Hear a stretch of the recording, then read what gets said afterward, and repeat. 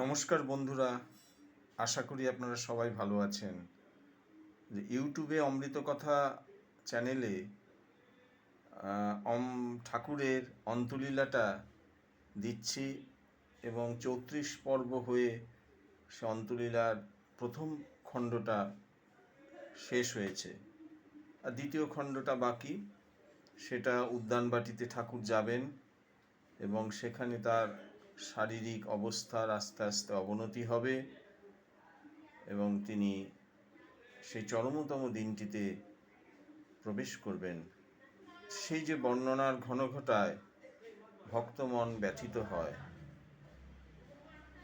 আমার ইচ্ছা না সেই দ্বিতীয় পার্টটা আর ইউটিউবে অমৃত কথা চ্যানেলে এটা দেই।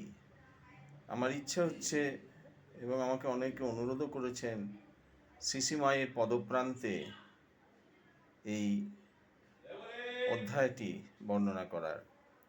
অপূর্ব সেই বর্ণনা। ভক্তজন মাকে যেমন দেখেছেন সেই সময়, এত প্রাঞ্জল ব্যাখ্যা, মনে হয় আমরাও সামিল হয়েছি, কারণ মা তো আমাদের চিরন্তনী সারদা মা। আমরা অনেক পরে এসছি, কিন্তু আমাদের জন্য মা তো তার আশীর্বাদটা রেখে গেছেন।